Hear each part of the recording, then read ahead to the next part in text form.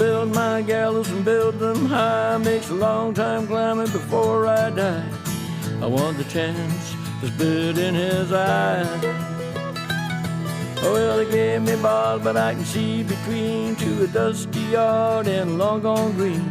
We call that freedom, if you know what I mean. And I drown my sorrows, but the whiskey's gone. I'm sober as a judge. Hello everybody, welcome to Longbangers. This is episode 74. I'm your host, I'm Matty. I'm joined tonight by John. John, how are you doing? I'm all right. Do you know, I wouldn't say I was depressed or that, but That's good. I am fed up because it feels like it's been raining for about the last 100 years when it's only actually been a week, and it's starting to do my tits in a wee bit. But other than that, I am hunky-dory. How are you? I'm all right. I wasn't really that bothered with the rain until you mentioned it. Benefit of working from home is you didn't have to go out in it other than to go to the shops or whatever. See, I've got a dug, so like first thing in the morning, last thing at night, usually when it's coldest and wettest, there I am trudging about picking up shite.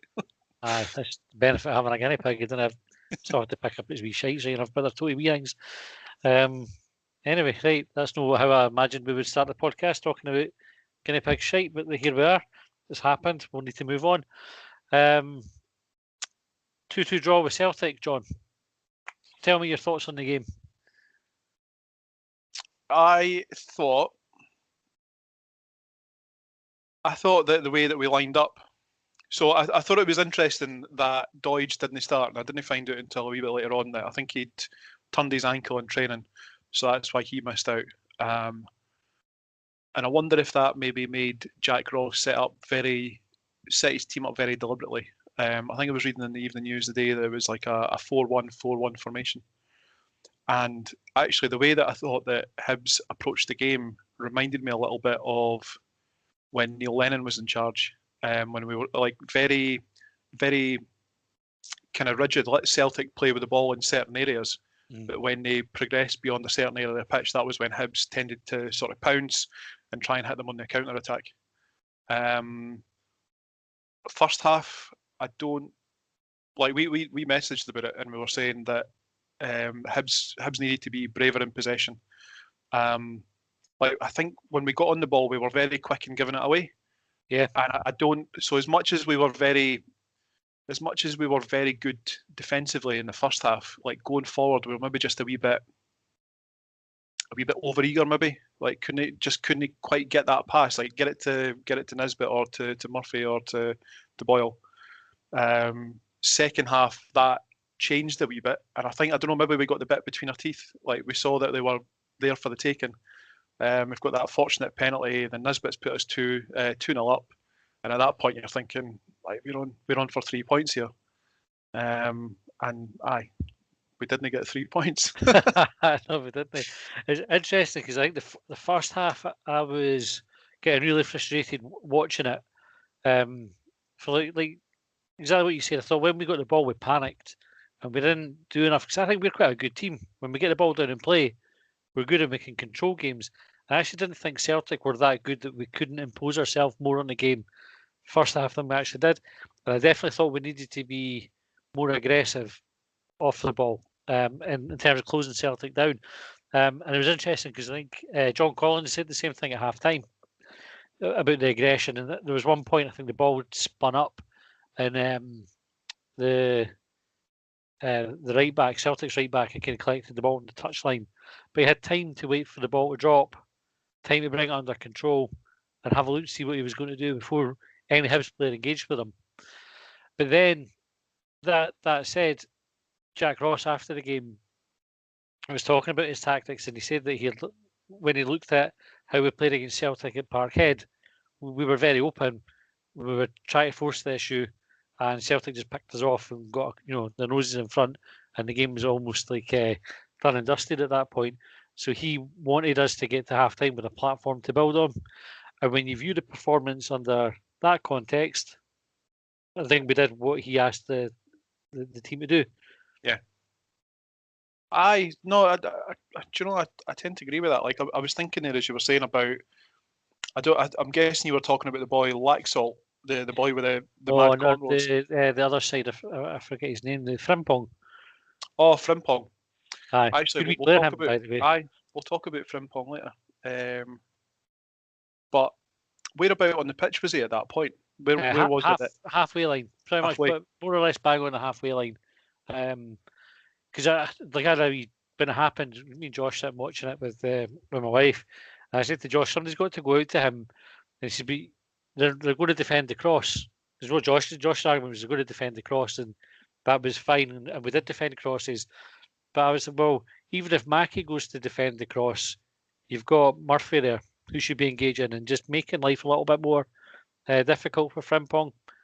Because I think Celtic then built an attack, and I can't remember if it culminated in a shot and goal or not, but it just felt that was a good example of where you would want to see us be a wee bit more aggressive and closing down a bit faster to kind of get a tackle in, or at least put a bit of pressure on to stop Celtic building quite as easily as they did.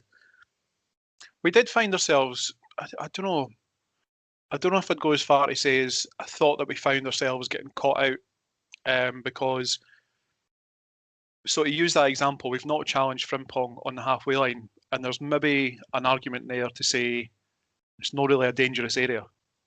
But what Hibs did do a lot of on Saturday there was found themselves sort of camped sort of 2/3 down the pitch and, you know, on the edge of their own 18-yarder, which is probably not where you want to be. But at the same time, like I thought Hibs defended really, really well. And actually, in particular, I thought Mackie had a real standout game marking Frimpong. I thought Frimpong was really, really quiet, considering how dangerous he's been against us in the past. Aye, things maybe want to come back to about Sean Mackie, because I totally agree. Yeah, I would say this is one of these situations where you reflect back after the game, and you think, look, obviously, when you're watching the game, you form opinions, and there's also the emotion, I suppose, of watching it. And it's like, you know, any time we're in a big game, every time the opposition's got the ball, you think, oh fuck, they're going to score here. And when you get the ball, you're just like, did I give it away? You know, get bomb forward or whatever. But you take that away, Celtic created nothing first half. Like no, what you would call kind of clear cut, really good chances. They never. I can't remember a shot from inside our box that they had. They had a few long range ones, and Marciano's had to make a few good saves. But they're saves that your keeper should be making because the shots are coming from distance. I think maybe Christie had one from inside the box, but Christie's had I don't know if it was first half or second half, the sort of curling effort that Marciano's had to stretch a wee bit for, but the other TV saves that he's made, I think, were just that. Like they looked really good, but I don't think he was particularly troubled by them. So in that respect, then again, you feel a wee bit sort of harsh, complaining that we weren't aggressive enough, because maybe the aggression was right, and that was just the game plan, was to say, here's the areas where you want to engage with them, and if they're not in those areas, let them have the ball and just make sure they're not cutting us through, because Celtic's movement in the final third is really good. That's like a real strength of theirs. And you noticed it more when they brought on Edward and Griffiths. Yep. That, you know, they started to kind of look more dangerous. But they move the ball about really well, and they're very brave on the ball, very composed on the ball. But I think it's a credit to the Hibs team to keep them at arm's length for, you know, the 45 minutes anyway, to get a half time with that platform that Jack Ross was talking about to come out for the second half. It was. I think if that was a deliberate ploy from Hibs and Jack Ross to play that way, I think it was very demanding of the players, because it was soak up pressure, try and hit them in the counter attack, and that was kind of like high stakes, if you like. Like you had to get a pass right there, you had to get, you know, the opportunity that you waited for. You had to use this word quite a lot, but you had to kind of be clinical with it. And we didn't do that first half as well as we defended first half. We weren't clinical enough with it when we had the ball and when we were going forward with it. That was probably the most frustrating thing. Is I think we had opportunities to take the pressure off a bit and take the ball up the park, and we never took it because we rushed a pass, or there's a few just kind of the ball got lumped in an area. There was one in particular for a player. There was one in particular that Jamie Murphy's launched from, I think it was left midfield down to their right back position, because there was no one there. And I'm assuming that he's maybe had like a wee look about at the time, or maybe he's heard a shout and there's just nothing on, and he's just gotten rid of it. but we don't have that perspective any longer because we're sitting at home and watching it on TV. It does look like a wasted ball, but Yeah. I don't know. The optimist in me likes to think that perhaps that that was just the best option available to them at that time. And I think what made it more frustrating is Celtic looked vulnerable at the back, as we showed by scoring a couple of times. I thought when we did get forward, we got into some good opportunities, good spaces in the park, but just didn't really capitalise on it. Aye. I feel like I've lost my train of thought, but what was going? I think I'd said in the last podcast, it was maybe on Shortbangers, where I'd said that I didn't feel like we had anything to fear from Celtic. Sorry, I think if I remember rightly, what I'd said was that I don't fear Hibs playing Celtic or Rangers anymore, particularly Easter Road. And that came to pass with the performance on Saturday there, and perhaps we maybe gave them a wee bit too much credit or a wee bit too much respect in the first half, because the second half was a wee bit of a different story. Or maybe Hibs just managed to kind of, like, things started to click. They started to find that final ball. They started to be a wee bit more composed. We'll talk about the second half. So if we start off with the goals, the first goal comes penalty to Hibs. What were your views on the penalty? Scott Brown going in the back and Martin Boyle. Any dubiety about the award? No, especially. Like, I thought it was a penalty at the time. I thought it was really clumsy for Scott Brown. I think it was clumsy from Scott Brown, but I wonder if Martin Boyle has maybe forced him into a sort of clumsy challenge, because Martin Boyle just puts himself between the man and the ball. It's in the penalty box, and Scott Brown, I think a player of his experience maybe should know better. I couldn't believe he did it. I thought it was a stonewaller. Anywhere else on the pitch, it's a free kick. Yeah. So one of my mates, Celtic fan, had obviously seen me moaning on Twitter about their penalty, and we'll come back to that as well. He says, to be fair, your penalty was really soft as well. I'm going, I don't know how you can say it was a soft penalty. He's gone through the back of him. Boyle's gone down, made sure the referee's seen it. But Boyle's in control of the ball. The ball's bounced.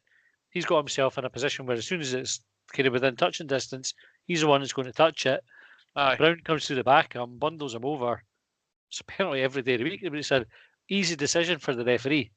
I think the only reason for my hesitation in there is that it wasn't one of your sort of stonewaller penalties where someone's been like scythed down from behind or something like that. It is just clumsy from Scott Brown, and it's an odd penalty, but it was definitely a foul. It was definitely a penalty. No arguments about it. And I don't even think that he had much to say about it afterwards. Like, he wasn't doing his usual sort of, him and the rest of the Celtic players weren't doing their usual crowd. And I think there was maybe 3 of them, and they didn't seem to be that animated when they were talking to Bobby Madden about it.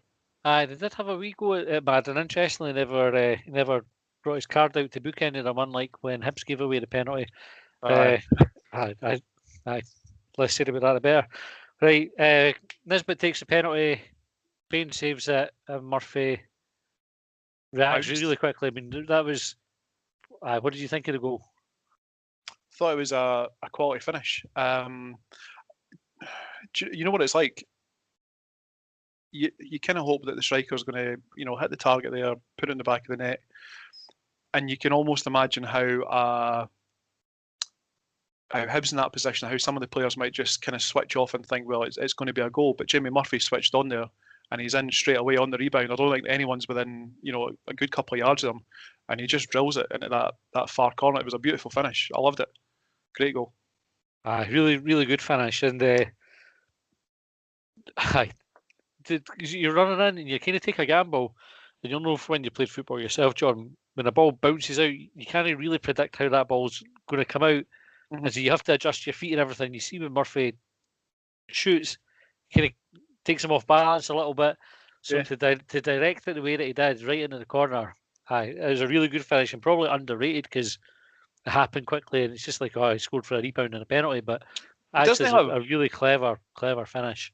He doesn't really have much in the way of time to do anything other than just like work on instinct. Yeah, just hit it, and he's hit it wonderfully. It's a great finish. And then Murphy has a part to play in the second goal. So Hibs have a free kick. Porteous, I think, took it and flighted it over. Murphy knocks it down, and Nisbet takes on the left foot and pretty much hits the exact same spot that Murphy did. Aye. Do you know, I actually forget the lead up to the goal. All I can picture in my head is Nisbet swinging a left peg at it, and like you say, it hits almost the exact same part, just inside the side net at the far post. Bain's got no chance. Do you know, it's testament to Kevin Nisbet's ability, because I think he's demonstrated everything since he's come to the club, like all the different ways that he can score goals, whether it's free kicks, right foot, header, that left foot finish. And also, I don't think, I'm just having a wee look at the stats here, and seemingly we only have 3 shots on target at the weekend, and I thought we had more, to be fair. 12 shots. 12 shots in total, but there's been a bit of chat about Kevin Nisbet trying to put himself in the frame for Scotland in the European Championships next year. And I think that kind of performance, he's basically had one chance like the entire game, and he smashed it. Like, he's buried it in the back of the net, and you can't really ask for much more from him. No, it's a handy trait to have if you're going to be a Scotland striker, because the chances are at a premium when you play for Scotland.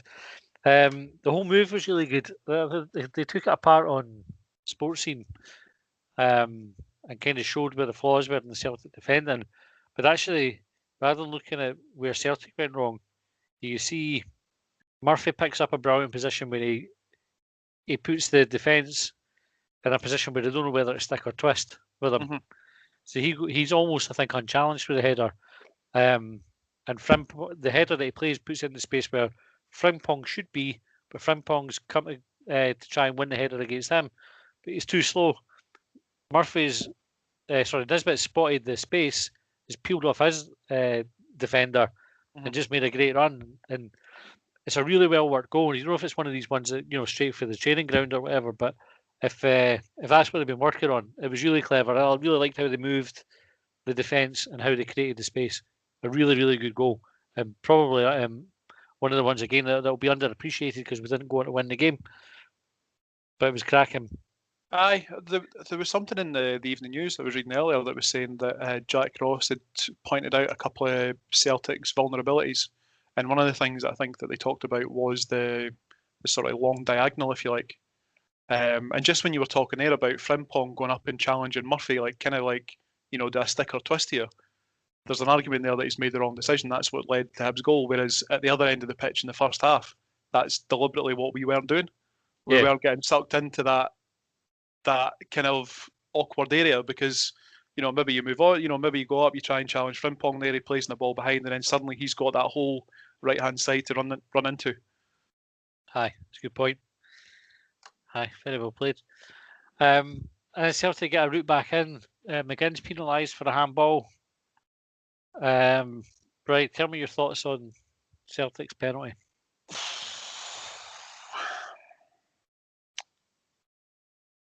I can't remember who it was that I was reading, but it might have even been Porteous, and again in the paper that I read today, and he was saying that I think as the rules stand, the referee has to give it. But what are players meant to do in that situation? Like, are they supposed to be defending the entire time with their arms behind their back? I think I can see why Bobby Madden's given it. I do think it's really, really soft. And I don't know.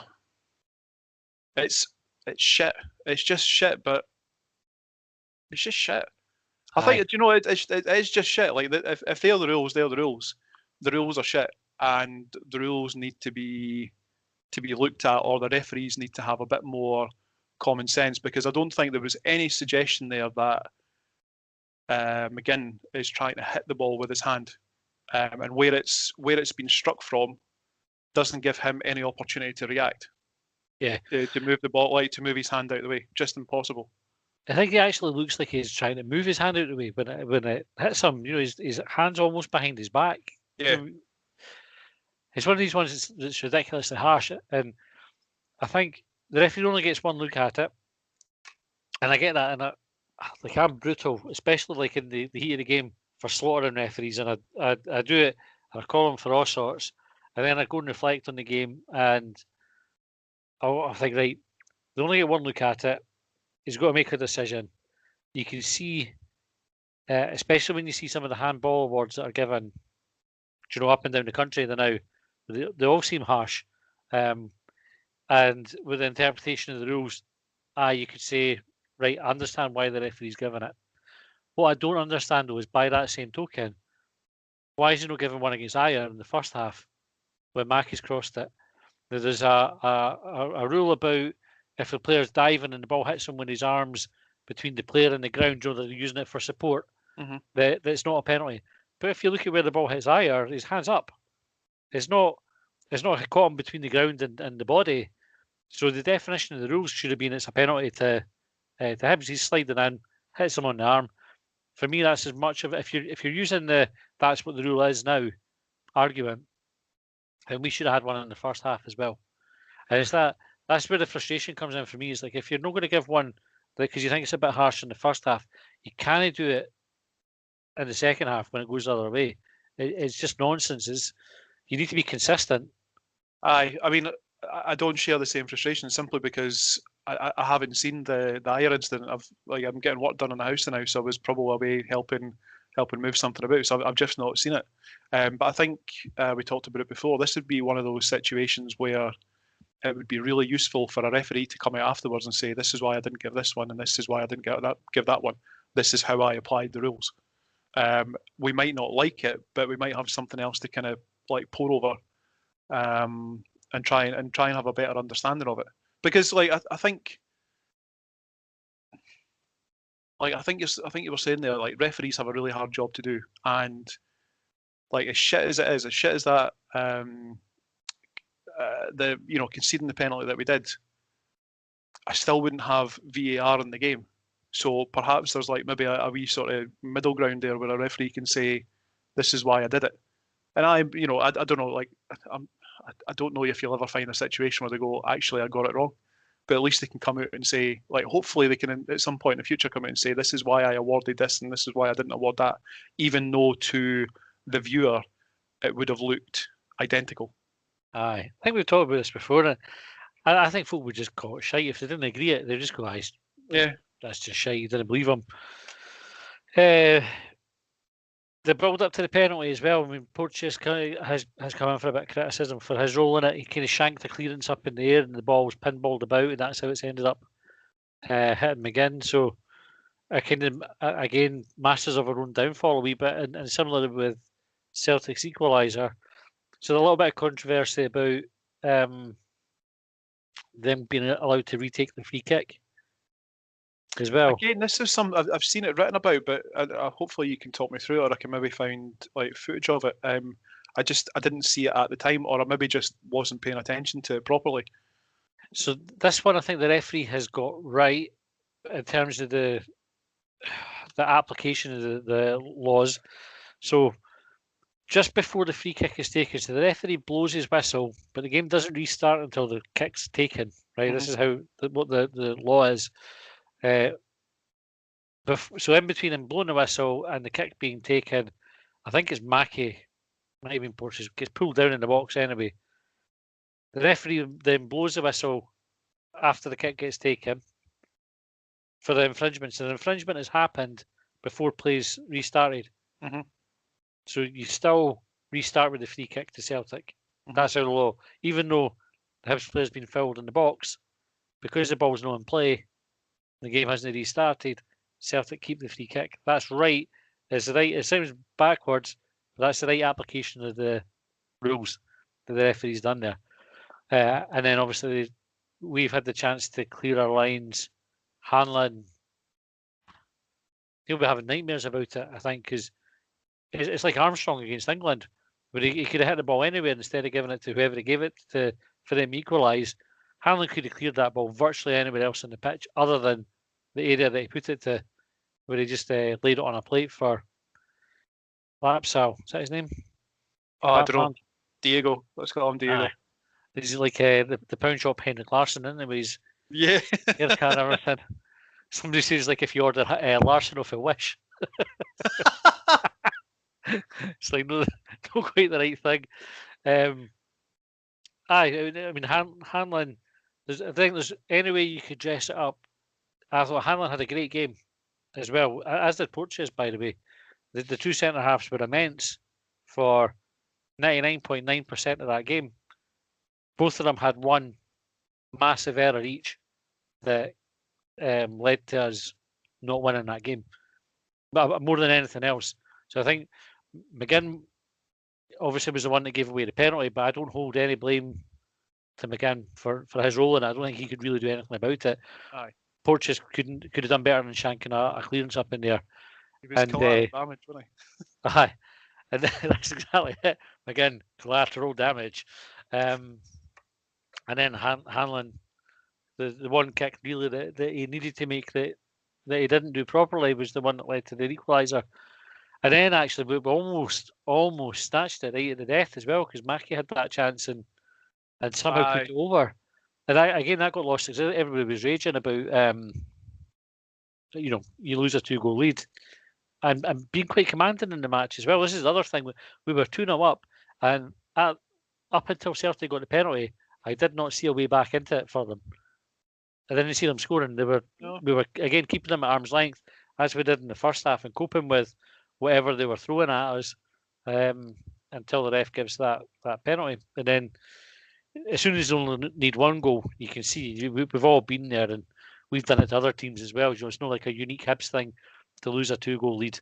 So I think you touched on it before when Celtic brought Edward and Griffiths on. You talked about some of the play that they had in and around the edge of the box. Like they are a very good partnership, and at least from what I saw, because I don't see them week to week, they appeared to have a very good understanding together as a strike partnership in terms of their movement and what everyone else was doing around about them. I thought Hibs could have definitely done with a third goal. Like at 2-0, I thought we were comfortable, but you know what it's like football is that weird that suddenly the other team gets one goal back and suddenly they start sensing blood, if you like. Yeah. And especially like a team of Celtic's quality and Richie's and the amount of money that they had on the bench, all that sort of stuff.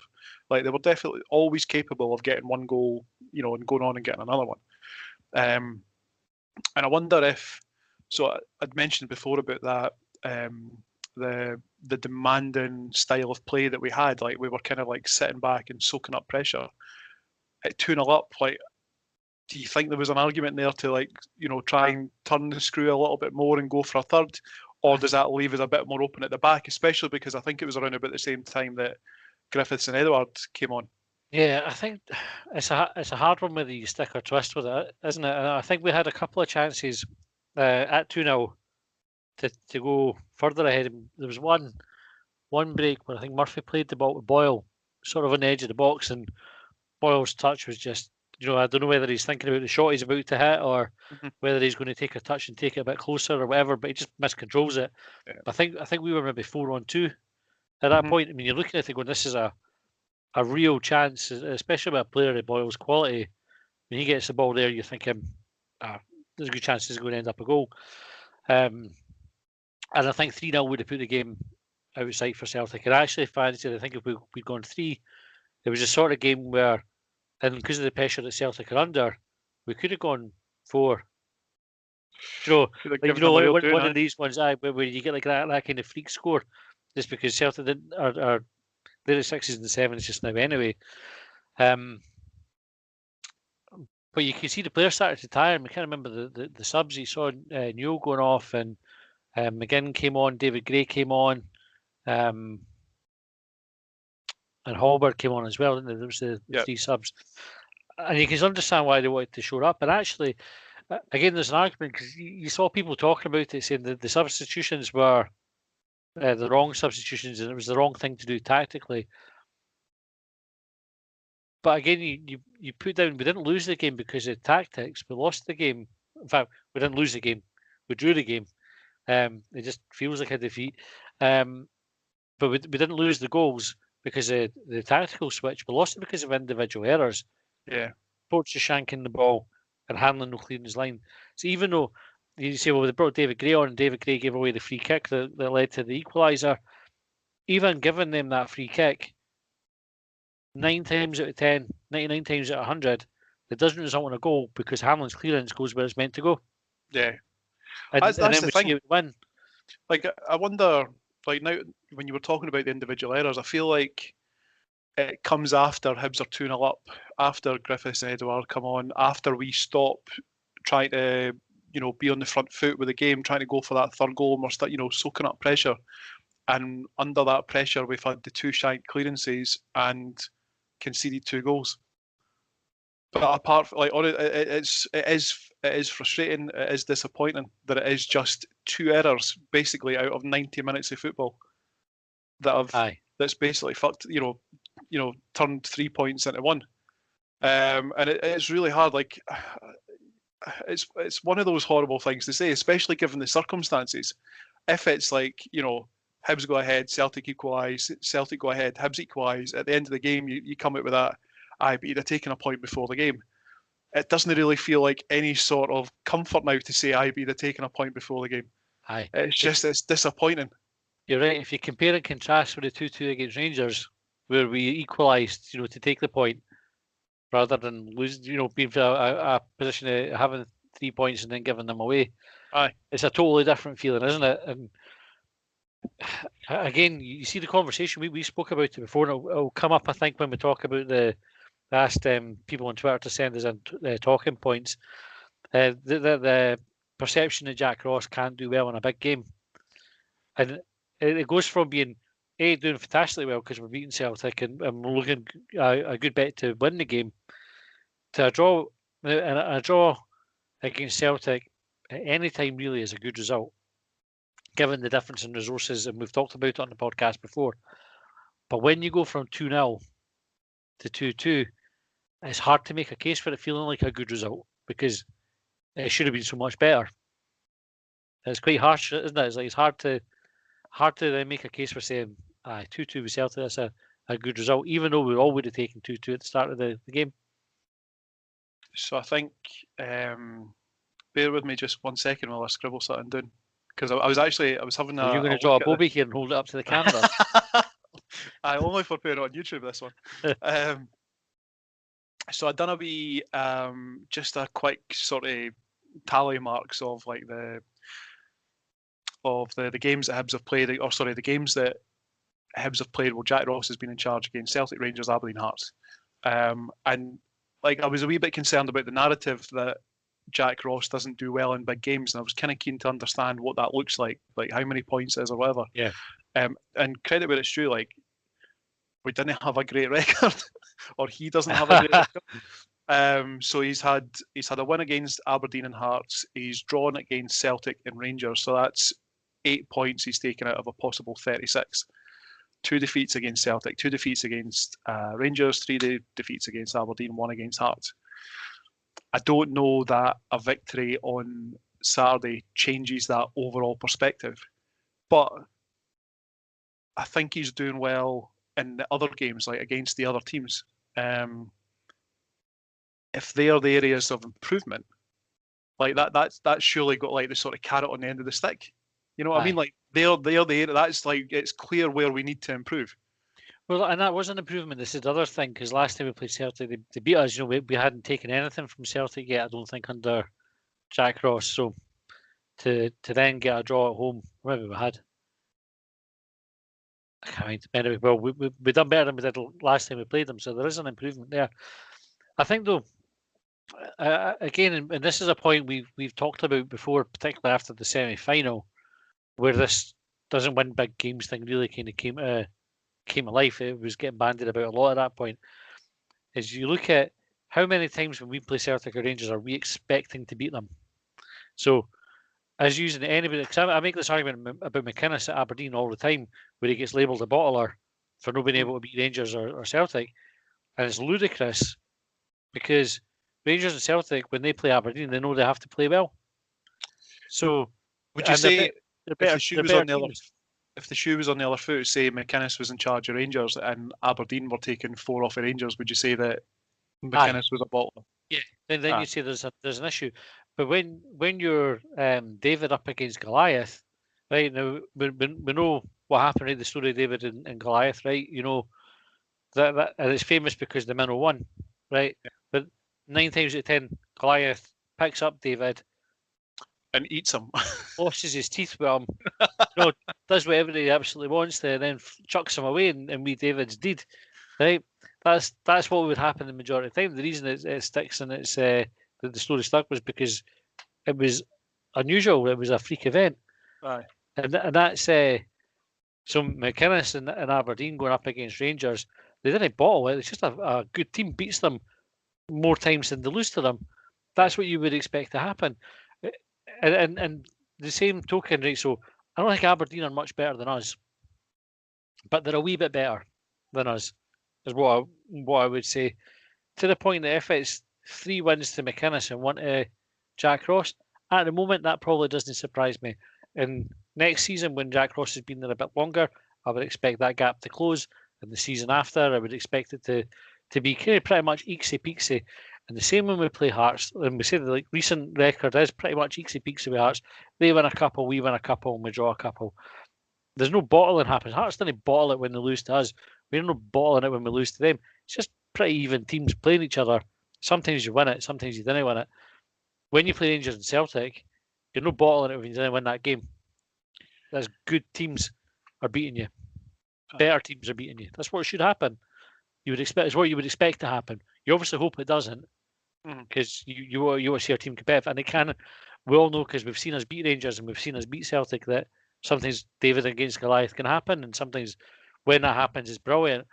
But to expect it or to think that's what the norm should be like is fucking insane, in my opinion.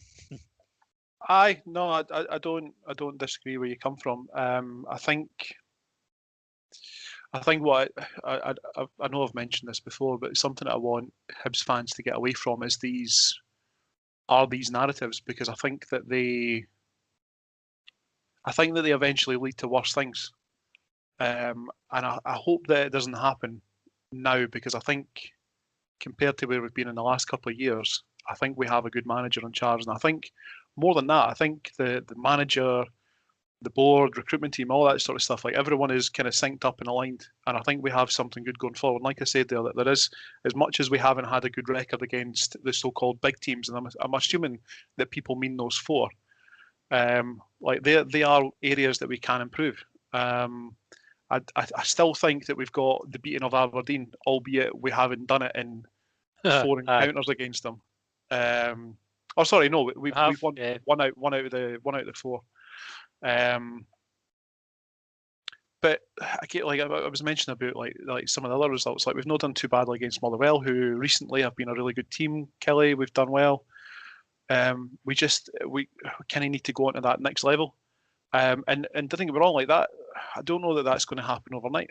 I don't know that's going to happen this season. I couldn't say that it's going to happen next season, but I do like to think that we've got the foundations there to start properly taking Hibs forward. Like we've seen a massive flurry of activity over the summer, the close season, and I think it was probably all the more impressive because of how the world looks like right now. Yeah. All of that adding up, I honestly just think that there's a really good future ahead of us, and let's not kind of dismantle it or kind of look at it as a sort of glass half empty kind of thing. Aye, there's going to be some shit results in there, but let's not let them overshadow the progress that we're making. Aye, I agree. I made a post on Hibs.net earlier on, almost exactly echoing that sentiment, John. They're saying that there's definitely an element of the support at the moment who are not, not entirely sold on Jack Ross, and almost to the point of being actively hostile towards him. I don't know if hostile is too harsh a word, but there's no slack there at all. He gets criticised for his results and for the style of play. So his record at Sunderland gets brought up as well by these people. And it's a bit about, careful what you wish for. My opinion is Jack Ross, if you look at his record, best points total outside any manager other than Old Firm since he joined. I think that's still the case. McInnes might have edged in front of him again, but he's there or thereabouts. We are, I think, 3rd top scorers in the league. We have one of the best defences in the league. I think all the things that you would want to say, like you say, beating all the weird teams consistently and getting points up on the board. we're in a good place just now. We've had a few rocky results, and it's ironic that you're talking about a 2-2 against Celtic as a ropey result. And maybe that's a kind of case in point to say, well, that's where we are.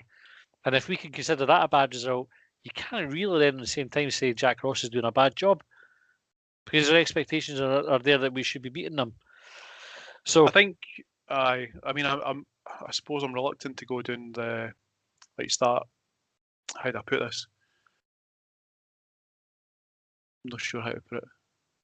I feel like there would have still been some critics had Porteous and Hanlon's mistakes not happened. Say they both like I've seen Porteous make that clearance, attempt that clearance a number of times, and more often than not, like he headers and leathers the football further than any defender at Easter Road. He just didn't do it on that occasion. Hanlon had 89 minutes and 59 seconds of a stellar game, and he just shanks that one clearance straight to Diego. But I think that had those not happened, I think you still have people amongst the Hibs support who would be picking holes in a victory there. And I find that really, really frustrating. Aye. And you get everybody's entitled to their opinion. It'd be boring if if all just thought the same thing. You get that. But I think sometimes, and again, this is just my opinion, I think sometimes folk need to take a wee step back and be a bit more, I don't know whether realistic is right, because football is all about having dreams and ambitions, and the whole you get up. The reason you get up on a Saturday morning and you want to watch the football is because you could win. Doesn't matter who the opposition is, you always have that chance that you could win. Yeah. And you didn't really want to take that away. But I think people need to understand, when you don't win games of football, it's not necessarily because everybody's shite and everything's wrong, and it's the manager's fault and all the rest of it. Sometimes you've got a team who are better than you. Sometimes there's a bit of luck goes against you. Or these things, these wee factors, like a split second, somebody mistimes a kick by, and it is a fraction of a second, and it goes against you, punished for it. It's it's frustrating, and I think we also just need to take a step back and recognise when things are good and give a bit of credit for it as well. I think more and more you see, and not just at the football, but more and more you see people struggle to give credit to anything, just they can acknowledge, that's quite good. Yeah. Anyway, right, hot topics. We'll go through what folk were saying with the talking points from the game. Kunster, he said Hibs fans moaning at 0-0, then a 2-2. So I suppose we just kind of covered that there, didn't we? Kaiser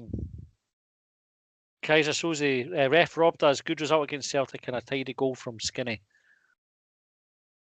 Aye, I think that maybe understates Skinny's finish. But good reference to Skinny though. I like that. Aye, no, I can't. I don't. I maybe didn't rave enough about Nisbet's finish, because what is he hits it on a half volley, and he finds the bottom right corner from the left hand side of the 18-yarder. Like that's, for all the times I've said that Hibs haven't been clinical, Nisbet was clinical there, and that was a phenomenal finish, and it was a nice wee tribute to his old man after. Aye, I'm sure everybody appreciated that as well.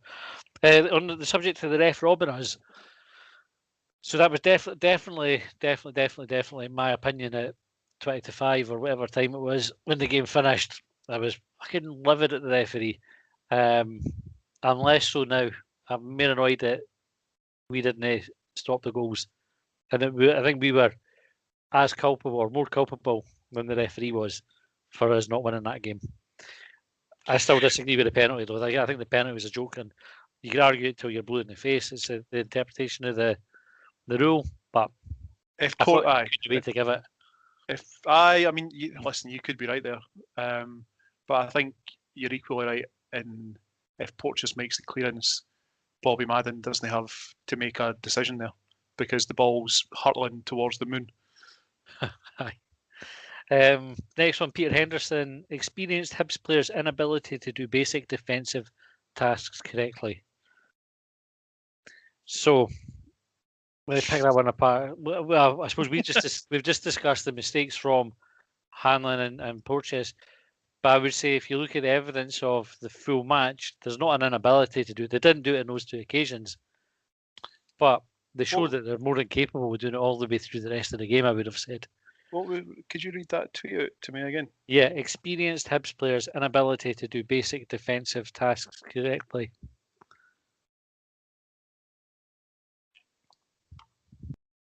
Oh man, it's a tough one. Like,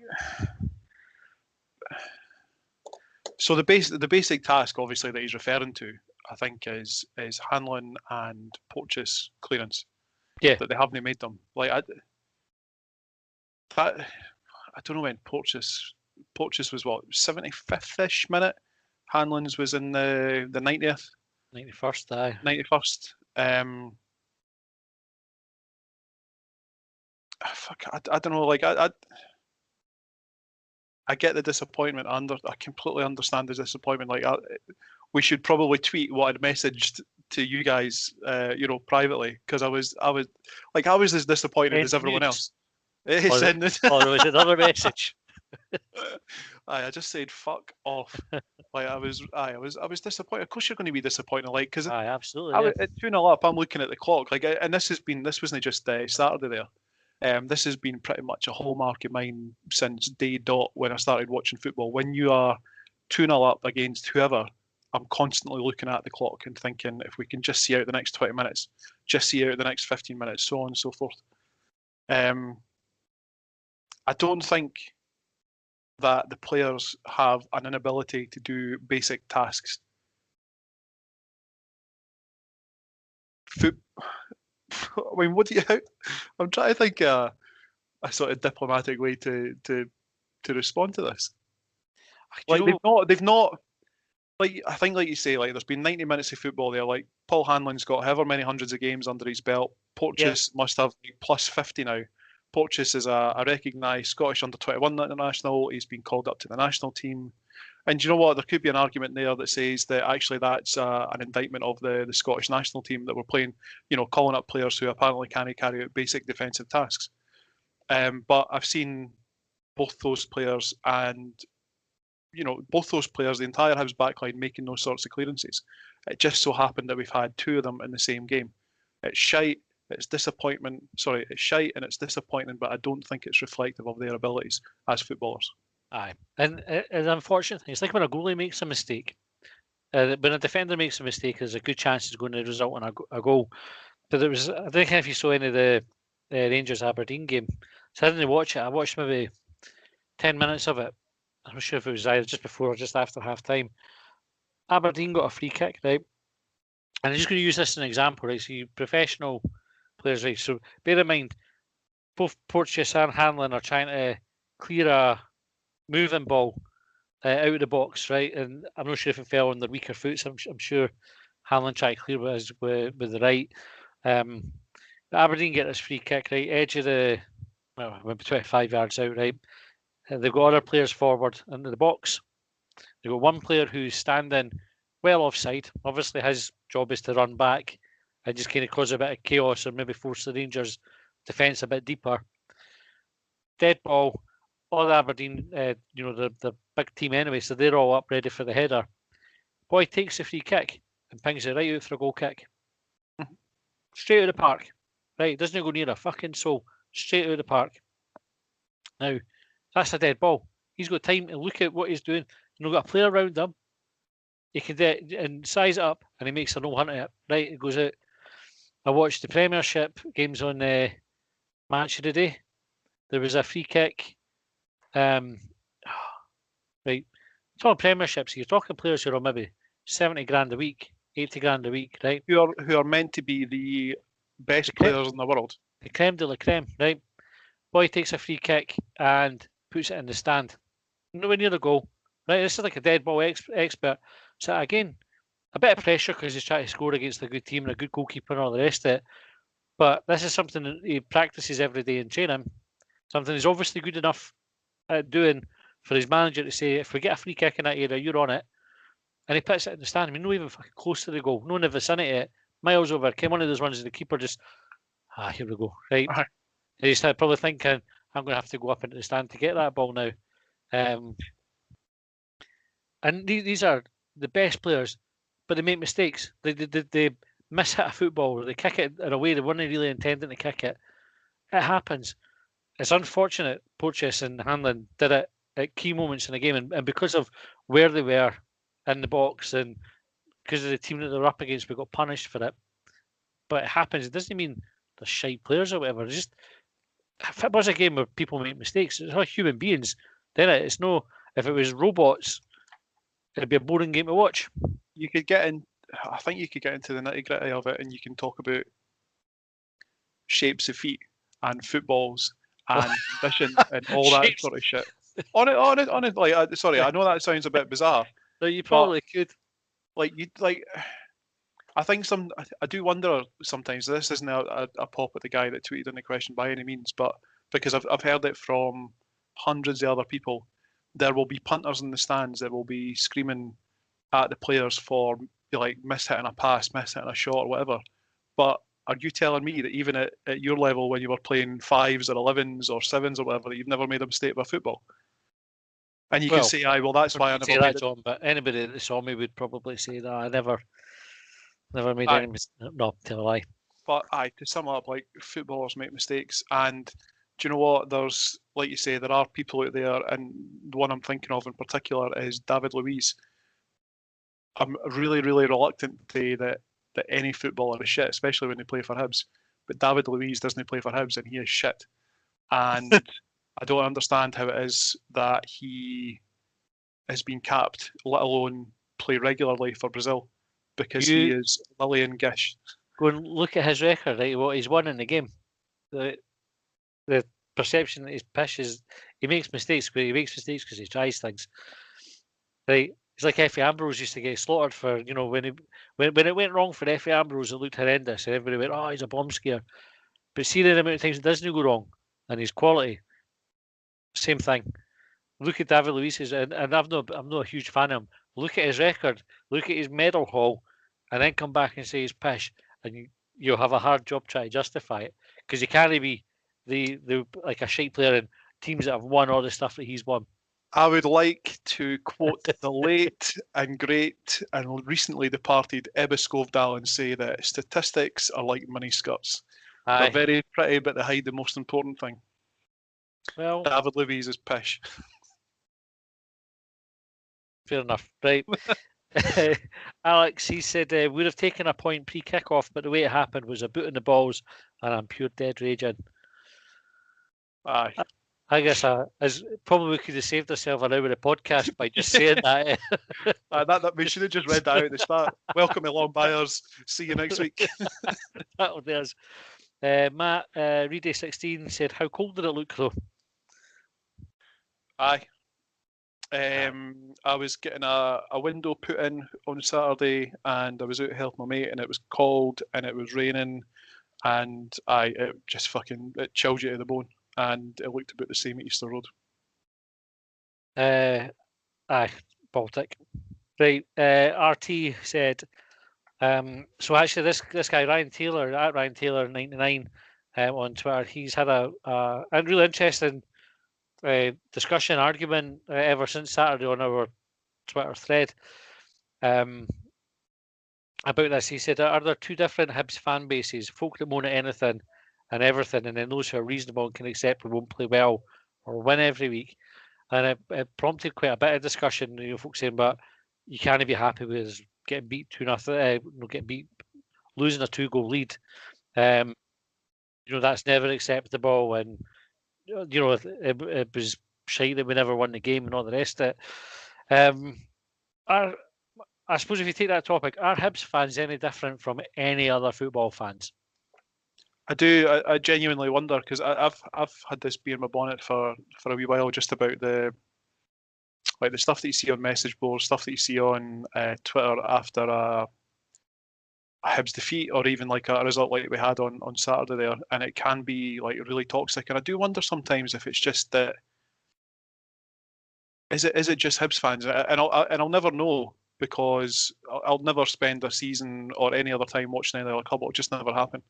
But I did see a tweet the other day from a boy. It was a Celtic fan talking about how, it's never easy being a Celtic fan. There's been plenty of people responding to him going, "You've won everything for the last 9 years. What are you? What's hard? What is hard about that?" A decade of untainted success is just like. So I don't know. I don't know. Like so you were just to go back a wee step. Like you were talking about like David Luiz there, and the number of his the accolades that he can claim. And I do think, or I do wonder if in Scotland at least, and I wonder if this applies to all football fans in Scotland, if a player does something wrong or makes a mistake, he's just murder. Whereas there are players of David Luiz's ilk in the world who are worth or have been transferred for a combined like £75 million or something, have won however many trophies and have appeared for their country or whatever, and at the same time in a parallel universe that is Scotland, he's fucking murder. So I don't know. I honestly, like, I'd love. I was having a wee look at, on a completely unrelated matter, I was having a look at a Shrewsbury Town football forum just to see what the chat was like on there. Who the fuck was, okay, we're going to do today? I'm going to go in the Shrewsbury Town forum. I was defending Josh Vela's honour. And I like it.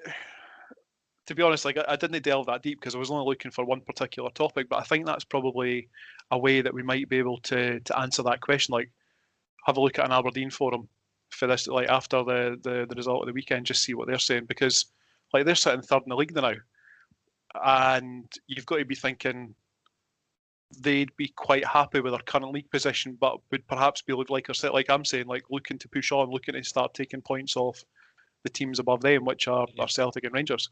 Like, but are they beeling? Are they fuming? Are they raging? Well, actually, I think we're just the same. Like, and the thing is, folk are passionate about their club, and that just comes out in different ways with people. And like I said earlier in the podcast, and it's all cliche, but it's all just about opinions. Like if folk have an opinion on the game, and somebody will agree with it, and folk will disagree with it. It doesn't mean one person's right or one person's wrong.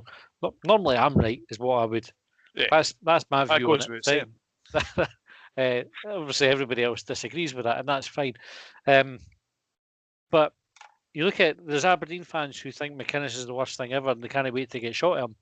And there's other Aberdeen fans who say, well, look at what he's done. He's done a great job.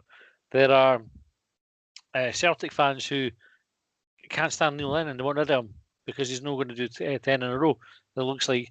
And there's other Celtic fans who love Neil Lennon because, he's managed, he's won everything with them. So they should keep him. There was Rangers fans last season wanting to chase Steven Gerrard because they were miles of a Celtic again. Mm-hmm. And then it looks like he's going to win the league this season with them. We're no different. Like, we're just, it's different people, different opinions, different perspectives. And some folk will moan, some folk will be happy. And there'll be times where it's roles reversed, where the folk who are moaning today are happy and the folk who are happy today are moaning. It's just the way it goes, isn't it? Like, I wouldn't think Hibs are any different from any other club in that regard. Well, what I wondered was, Christ, I lost my train of thought again.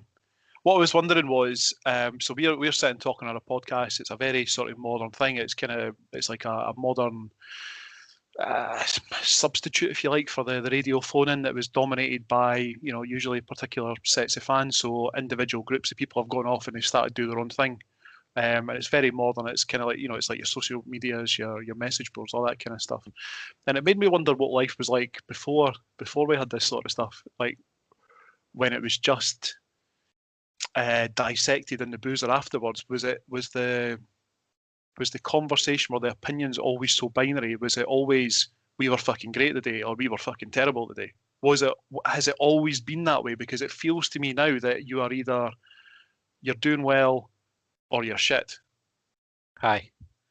And I don't know, like you were saying before about like taking a step back. I don't know, like I maybe have like I don't know if it's like outdated or bizarre, but I remember things about like Brian Clough, for example, and the way that he used to approach like football seasons, and he would look at the fixture list and kind of plot out where he thought it was that he was going to get his points and say, and this is how he was going to win the league. And I still look at that now because we got a question from someone about like the next 5 games that we've got. I'm going to come to. Aye. I've got like I think I've kind of had a look at it and thought where I think that we might get points. Like it might just be an absolute pipe dream. But I don't think that I don't think seasons are made or broken by one game because so much can change. Like if you think back to a couple of years ago, like you mentioned Neil Lennon there at Celtic, and I'm kind of looking on with a bit of a detached amusement because there's still, I think there's Hibs fans out there that will talk about getting a Neil Lennon back in charge because he was a winner. Well, he's not winning right now. In fact, he's having a bit of a fucking horror show. He wasn't winning when he left us either. And he wasn't winning when he left us, but he did. There was that 6-month spell where I think he won something like I don't know how many. It was post Christmas. It was when we got. It was when we gave up when we emptied Stokes and we emptied Simon Murray, and we got in the unheard of Canberra and a boy for the McLaren, a boy that was on the bench for for a German team. But then things just suddenly started to click for us, and I want to say it was something like 1-6 drew 3, and we almost finished second in the league that year. Yeah. Like these are the things that I just kind of look at and see as being possibilities, like just over the horizon for us. That's a bit of a weird point for talking about the 70s to fucking Jamie McLaren. Aye, well done. Right, well the message that came in was from STG. He said, before Ibrox on Boxing Day, we've got St Johnstone at home, Motherwell away, Accies away, Dundee United at home, and Dundee at home, and St Mirren at home. A real chance to put a run together and challenge for third. What's a realistic expectation from that run of games? So if you're Jack Ross and you're sitting down with the squad, John, what are you targeting from that run of games? If I'm Jack Ross, I'm wanting 15 out of 15. Sorry, if I'm Jack Ross, I'm wanting 15 out of 15. But if I'm me, I'm thinking that we can get. I'm thinking 11 out of 15 is a reasonable expectation. So I'm thinking I think it's possible for us to take 3 points off of St Johnstone tomorrow night. I think Motherwell at Fir Park is going to be a bit of a tricky game, so I'm thinking that could be a draw. Hamilton away, I'm thinking that we pick up 3 points there, albeit it's going to be a bit of a tricky encounter on the plastic pitch. Dundee United at Easter Road, I'm thinking we get a point. And St Mirren, I don't know if we're at home or away to St Mirren, but I think we can pick up 3 points against them as well. I'm thinking that 11 out of 15 is not an unrealistic expectation. Hard to disagree with that. I think we will go for 15. I mean, it's ridiculous to think that we wouldn't go for 15. I definitely think that it's a run of games where 15 points is achievable. Mm-hmm. A really kind run of games as well. Some good home ties in there. It feels like we've not been at Easter Road for ages until the weekend there. What was the game before that? Am I right in saying it was it the Betfred Cup game against Dundee, and then before that it was the international break? Yeah, I think so. Aye. Just I don't know if there's any merit in it, but I did wonder if that was maybe, how do I put this? Dundee not so much, but your first competitive action back in the league after an international break against Celtic, I think it was a tricky fixture. Tricky as it is, you've now got games after that. You've kind of come through that tricky fixture. You've got a point, albeit should have had 3. Yeah. Now you're looking forward to taking a good haul of points from the next round, the next 5 games. And I do think we'll beat Dundee and progress in the cup as well. I think we definitely will. Touch wood. So we had a few other messages, similar points to the fans. So I'm not going to go through each and every one of them. I think we've probably covered that enough. TG Willis said maybe Martin Boyle hasn't been up to his usual high standards because he misses the crowds more than most. In previous seasons, there's definitely a buzz of anticipation from the stands whenever he gets the ball. I think there's anything on that theory? Possibly. I'd said way back at the start that Horgan might benefit from not having fans there. So maybe there's that sort of counter effect on Boyle. Interestingly, like I thought that Boyle had a decent game at the weekend there. Like he maybe wasn't up to some of the standards that we'd seen, but I thought some of his combinations and sort of interlink of play down the right hand side were of good quality. I think he's still got a lot to offer. I thought he was the best he'd played for a wee while, to be fair. I agree though. I think it's the same with any winger though. You know how much I love wingers. I've talked about it before. When they get the ball, especially somebody who's fast, you get that sense of anticipation, and you couldn't help but feel confidence for that if you're a player as well, and you think, I've got the better of this fullback, and the last time I went for this, everybody was on their feet. I got a big round of applause or a big cheer. I'm going to do it again when I get the ball. And when you didn't have that, it's maybe just a wee bit more. You didn't get the same adrenaline rush or whatever. But Do you think we can maybe get Barry Wilkins to accidentally slip on David Bowie's Starman when Boyle gets the ball? aye, it's every time. Just click it in. Take the fine, get a couple of goals out of Boyle. Aldo said, how far have we come to draw with Celtic? Felt like a defeat at the end. Yep. And players having to concentrate for 90 plus minutes. I think we've covered that. Hibs programmes. Should McGregor start instead of Porteous on Tuesday night?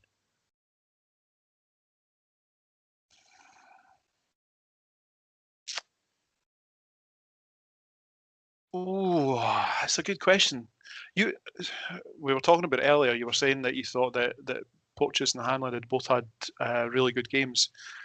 I did disagree slightly on Porteous because I thought there was a couple of times that he's maybe not quite lunged into challenges. He's maybe just been kind of like sucked out of position just a tiny wee bit. Mm-hmm. And I do wonder if Jack Ross being like a sort of father figure there, say maybe has a wee word with Darren McGregor and says, right, you're going in the squad. And has the separate word with Porteous to say, right, watch, just keep an eye on, what he's doing, like learn from it. Like these are the things, this is specifically the reasons why I've put McGregor in tonight. These are the areas that I want you to improve on. But at the same time, like maybe Porteous benefits from actually playing for 90 minutes rather than watching for the stand for 90 minutes. Aye. I like the idea to put him on as a wee lesson. Just not in a I'll teach you a lesson, but in a developmental way. Aye. I would be happy with either. Richie said, who should take the penalties? So I think it's safe to say Nisbet has missed 2 in a row. Probably it's time for somebody else to try.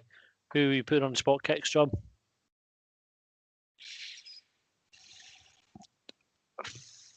It's maybe the stubborn, pig-headed bastard in me, but I actually wouldn't be against continuing with Nisbet. He's had... So the one that he hit against Hearts, he hasn't hit poorly. It's gone, a couple of inches too high and it's rattled the crossbar. If it goes in, it's a wonder goal and we're happy. I don't think he gets a crisp connection there on Saturday. And he's got away with it, obviously, because Murphy scored the equaliser. Yeah. Maybe give him another chance if we were to get penalties. I know it's didn't get me wrong, like it's a bit of a gamble for Jack Ross, but off the top of my head, I'm not sure who else in the squad I would have hit them, because I think we found ourselves in a similar situation last year where we went through a couple of players and I think the suggestion was that Paul Hanlon should hit them and then he had one saved. Yep. So I don't know, who do you think would be the standout next in line penalty taker? Malin. Just for, I don't think anybody at the club hits the ball as well as Malin does anyway, so yeah.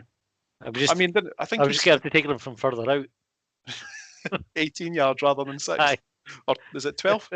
12 yards, yeah. Malin sprung to mind. I don't know, like I think the way that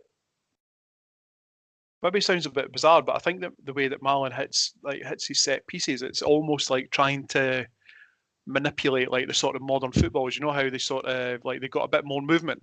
Yeah. I think he tries to play on that, and I don't know if I want that amount of movement when someone's like 12 yards away for the goal. Shite bag. Right, next question. Jeff Ashton said, talking points, first half, unable to keep any sort of possession. Yep, covered that. How good was Sean Mackey against Frimpong? And does Malin and Newell playing together work? Put in brackets, not for me. So Sean Mackey, he was my man of the match. He never got the sponsors man of the match, which I think went to Murphy. But I don't think there was a better performance on the pitch on Saturday than Sean Mackey. I thought he was exceptional. So I think you talked about, what was it, bravery in possession and being more aggressive when we didn't have the ball. And I thought that Mackey typified that second point. I thought it was indicative of Mackey's performance, how little, if any, influence Frimpong had in the game. I think I mentioned it earlier that Frimpong has damaged Hibs before, and he is a good player and he's a fast player. And I thought that the way that Hibs were playing, any time the ball came out towards Frimpong, Mackey was just on top of it. He just got to every single ball. He just nicked in front of him. and just nullified Frimpong. Aye. I thought it was. Do you know? I don't know what to say. Exemplary. I thought it looked like Mackie had been playing, like his performance. It made me think that he'd been playing every game this season, and actually he's only played the last one and a half. Just a couple. Aye. I mean, he has featured, but just not very much.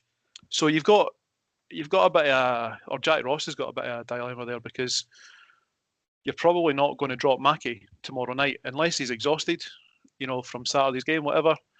But then you've got Dougie Tripod there, and you've got Lou Stevenson on the wings. Waiting in the wings, albeit with a moon boot on. So you've got a bit of competition at left back there. Like, all three of them are going to have to be on their toes if they want to be that starter, because the current guy there, Mackie, there's no reason at the moment to drop him. Aye, I wouldn't even contemplate dropping him after that. Right, last point. Again, this was I talked about Ryan Taylor having the discussion. This was on the other side of the conversation. It was from Willie, who again made some good points. And he said to be 2-0 up at home to anyone and then make the mistakes that led to the goals, it shouldn't be good enough or acceptable to any Hibs fans. I will have a whinge when I feel it's right. Saturday was unacceptable in my book. It's the same mistakes time after time. Right, I think we've covered that, but I think he kind of gets his point across well there. And of course, it's everybody's right to have a whinge if they think it's the right thing to do. So, St Johnstone tomorrow night, John. Just to wrap up, what's your thoughts? We're winning or otherwise? I mean, don't get me wrong. Like I was saying earlier, that I think that we're going to take 3 points tomorrow.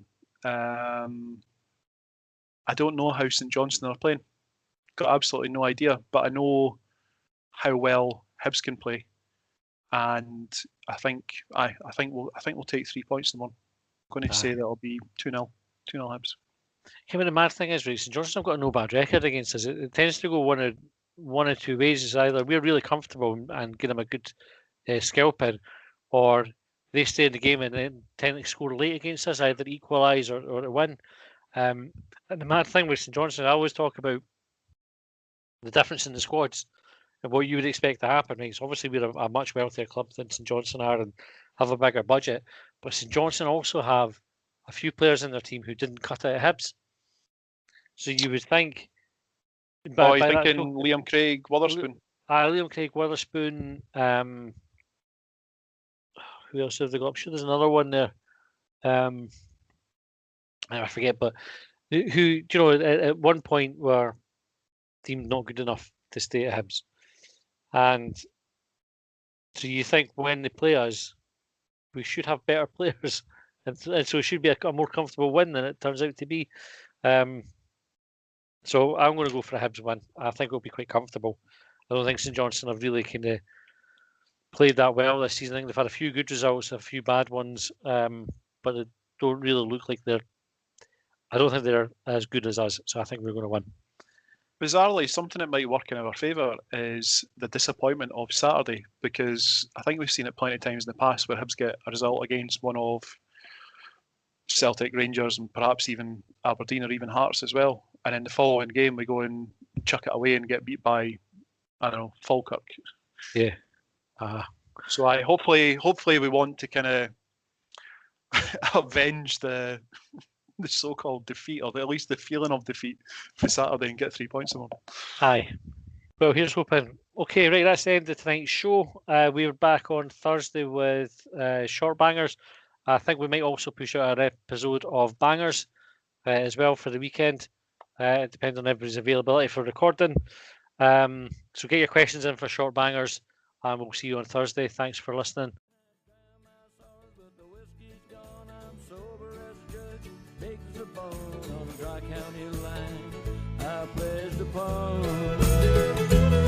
Well, they trailed me down when I broke free. I drank all the whiskey in Tennessee. I don't drink water, no.